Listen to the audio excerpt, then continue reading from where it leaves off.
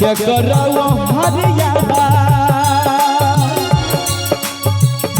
के करो तू वरिया बेटा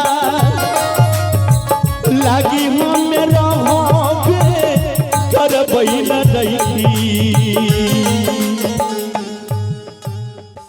एक बूढ़ी माँ 5 बच्चे को जन्म देती है, लेकिन वही बच्चे जब जवान होते हैं घर में बहू आती है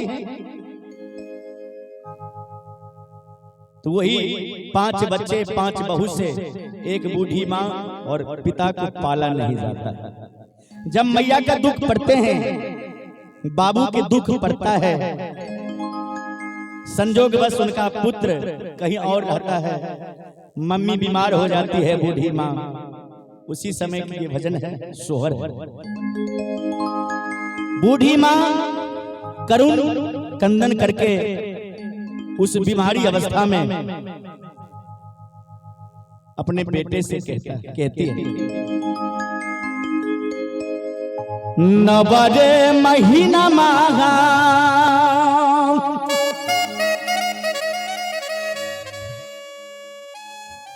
ओत्र में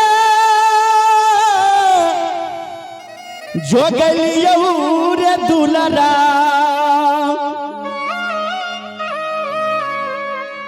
अच्छा दिन सोई घरबा में रे बेटा 9 महीना 9 दिन हम तोरा गर्भ में रख लियो, 6 दिन सोई घर में रख लियो। अब बेटा रे 16 हाथ के रे सरिया सरसों के तेल रे बेटा सोई घर सराइए दिलिए बेटा रे 16 हाथ के रे सरिया सरसों के तेल रे बेटा सोई घर सराइए दिलिए।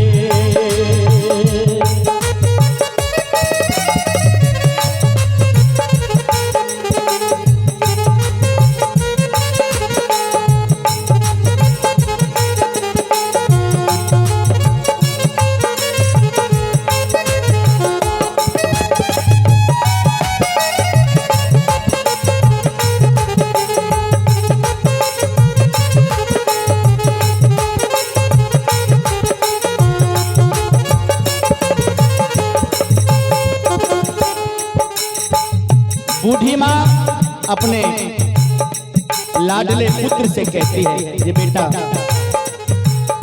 क्या करो सुरतिया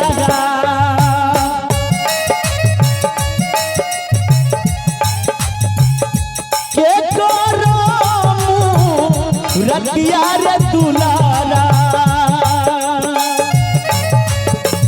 देखी हम रहोगे करबई रे बबुआ देखी हम रहोगे करबई न रही।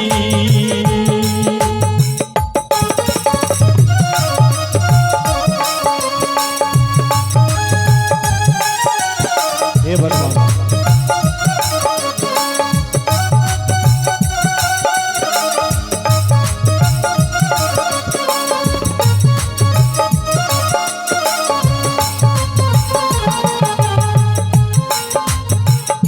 के करो सुरतिया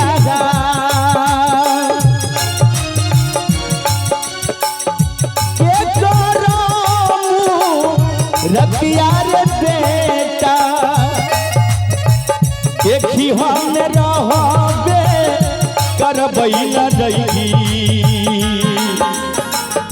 बेटा रे के करो मुखबार देख के हीरदे जुलई वैसे बेटा कोना हम रहबे करबई रे बेटा रे के रे सुर सूरतिया देखी हम रहो बैसे रे बेटा कोना हम रहे करबई रे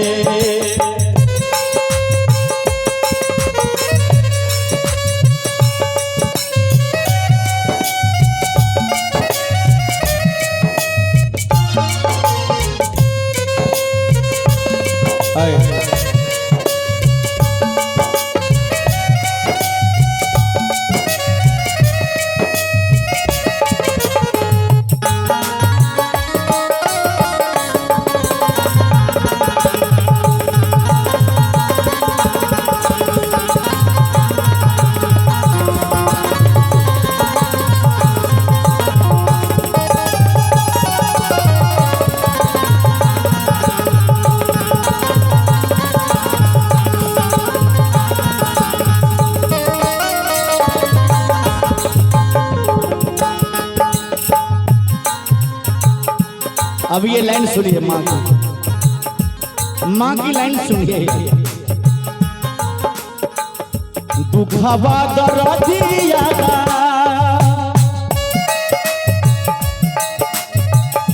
के करसु नहीं बैरे दुलारा कोना दुख सहबे करबई न रही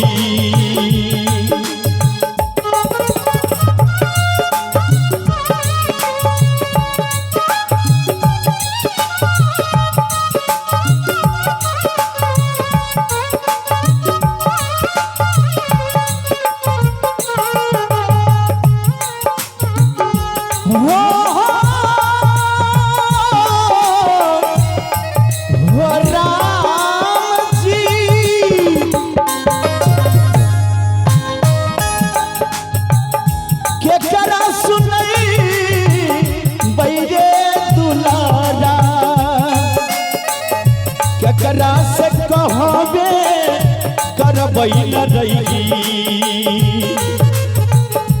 बेटा रे सोची सोची रे फाटई छैरे करे जैसे रे कोना कोना हम रहबे करबई रे बेटा रे सोची सोची फाटई छैरे करे जैसे रे जीव में भरोसा नहीं छै के रे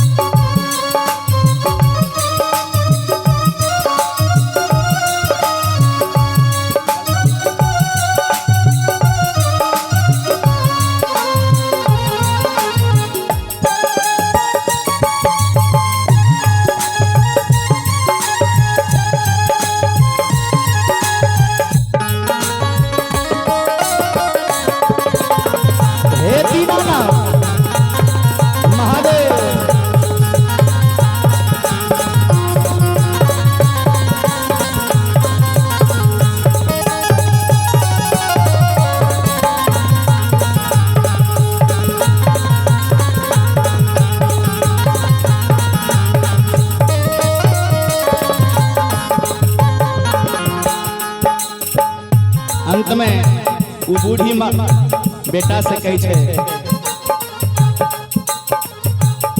क्या करबो भरिया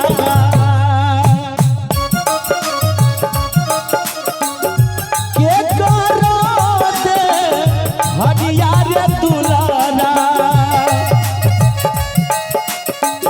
लकी हम रहबे करबई रे सरबा लागी हम रहबे करबई न रही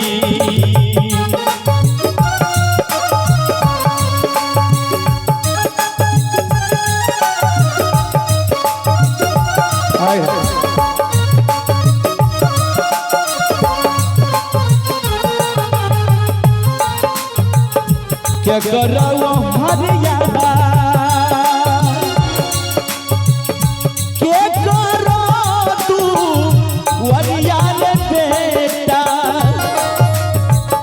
लागी हम रहोगे करबई न दैती। एक बार अंत में सब आदमी ताली देवे, सब गोटा माता पिता से जिनका प्रेम है। जे बेटा रखे करा हाथ रैयागी गाल गई कैसे बेटा कोना हमें रहबे कर। बेटा रखे करा हाथ रैयागी मुहामा में ले अवश्य कोना हमें रहबे कर भई। हे बेटा के परहा के मुहावा ले हवया किया से कोना हमें रहबे कर भई। बेटा 16 हाथ के सरिया सरसों के लस बेटा सोई घर सराइए दिलियो बेटा 16 हाथ के सरिया सरसों के लस बेटा सोई घर सराइए दिलियो हो रे। बोले सच्चे दरबार।